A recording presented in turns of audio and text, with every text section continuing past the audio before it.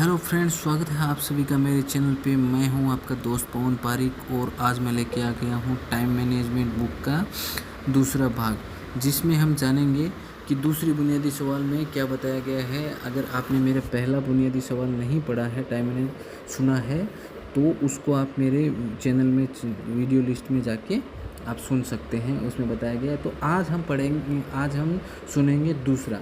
ये audio book summary है और इसमें मैं आज आपको बताऊंगा कि दूसरा बुनियादी सवाल क्या कहता है। दूसरा बुनियादी सवाल आपके पास दरअसल कितना समय है। दूसरा बुनियादी सवाल ये कहता है कि आपके पास कितना समय है।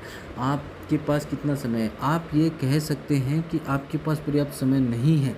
आपके पास एक दिन में उतने ही घंटे हैं जितने Helen Keller, Louis Pasteur, Michelangelo, Mother Teresa, Leonardo da Vinci, Thomas Jameson और अल्बर्ट आइंस्टाइन के पास थे। विधाता ने किसी को सुंदरता ज़्यादा दी है तो किसी को कम, किसी को बुद्धि ज़्यादा दी है तो किसी को कम दी है, किसी को दौलत ज़्यादा दी है तो किसी को कम दी है, लेकिन उसने सबको समय बराबर का दिया है। एक दिन में 24 घंटे का समय होता है। एकमात्र ऐसी दौलत है जिसे आप बैंक में जमा नहीं कर सकते। समय का गुजरना आपके हाथ में नहीं होता। यह तो घड़ी की सुई के साथ लगातार आपके हाथ से फिसलता चला जाता है। तो लेखक इसमें बताना चाहते हैं कि कहना चाहते हैं कि समय जो है वो किसी के हाथ में नहीं होता, ये घड़ी के हिसाब से चला जाता है। आपके हाथ में तो बस इतना रहता है कि आप इस समय का उपयोग कैसे करते हैं। अगर सदुपयोग करेंगे तो अच्छे परिणाम मिलेंगे, अगर दुरुपयोग करेंगे तो आपको दुष्परिणाम मिलेंगे या बुरे परिणाम मिलेंगे। ध्यान देने वाली बात यह है कि हमारे पास कहने को तो 24 घंटे होते हैं, लेकिन वास्तव में इतना समय हमारे हाथ में नहीं होता है।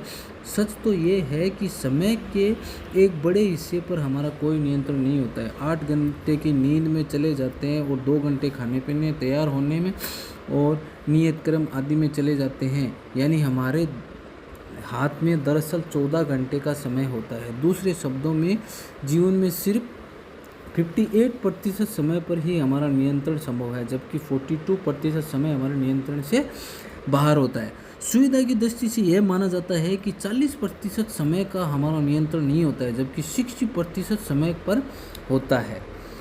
तो इस संदर्भ में सदियों से पहले भर्तृहरि की कही गई ये बात आज भी प्रासंगिक है कि विधाता ने मनुष्य की आयु 100 वर्ष तक की है, जिसमें से आधी रात्रि में चली जाती है, बची आधी में से वह आधी बाल्य व्यवस्था और वृद्धावस्था में गुजारी जाती है, और बाकी को बचे 25 वर्षों को मनुष्य को रोग और विरोग में अनेक दुख झेलने पड़ते हैं और नौकरी चाकरी करनी पड़ती है। इसीलिए हम यह कह सकते हैं कि जल तरंग के समान चंचल इस जीवन में लेस मात्र सुख भी नहीं है। समय अनमोल है, क्योंकि वास्तव में समय की एक संसार एकमात्र ऐसी चीज़ है जो सीमित है। अगर आप दौलत गंवा देते हैं तो दोबारा कमा सकते हैं, घर गंवा देते हैं तो दोबारा कमा सकते हैं, लेकिन अगर आप समय गंवा देते हैं तो आप वही समय को दोबारा नहीं पा सकते या नहीं मिल सकता।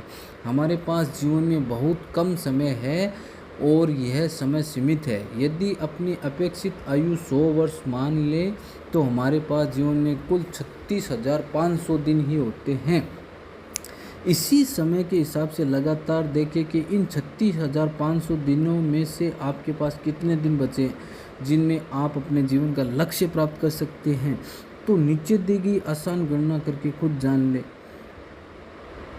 तो 36,500 दिनों में कितने दिन बचे हैं जिसमें आप अपने लक्ष्य को नीचे दी तो जान लें। खोई हुई दौलत मेहनत से दोबारा हासिल की जा सकती है, और खोया हुआ ज्ञान से, खोया हुआ स्वास्थ्य, चिकित्सा के संयम से, लेकिन खोया हुआ समय हमें कभी भी वापस नहीं मिल सकता।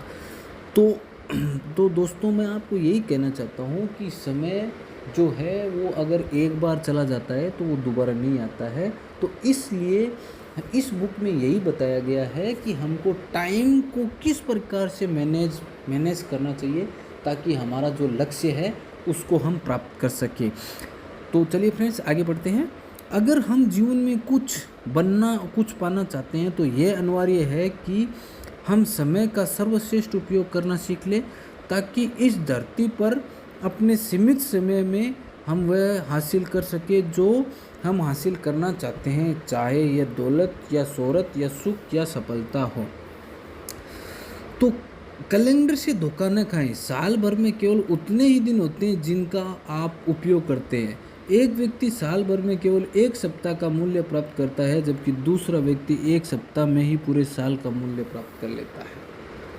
तो इसी कारण से फ्रेंड्स इसमें बताया गया है कि दूसरी बुनियादी बात में यही बताया गया है कि हमको समय जो है वो हमारे पास बहुत कम है और इसका हमको किस प्रकार से उपयोग करना चाहिए और किस तरीके से हमको हमारे लक्ष्य की जो प्राप्ति है उसको करना चाहिए। इसमें समय का जो कितना कीर्तिवान जो है उसके बताया गया है। तो इसकी जो 3 महत्वपूर्ण बातें हैं उसमें एक हमने पहला वीडियो में सुनी थी, दूसरी अभी है और तीसरी जो मूल्यवान बात है वो हम नेक्स्ट तीसरे वीडियो में तीसरी ऑडियो बुक समरी में सुनेंगे। तो चलिए फ्रेंड्स अभी विदा लेते हैं। वीडियो जितना शॉर्ट होगा उतना ही अच्छा होगा। तो मैं हूं आपका दोस्त पवन पारिक। तो चलिए फ्रेंड्स, गुड नाइट।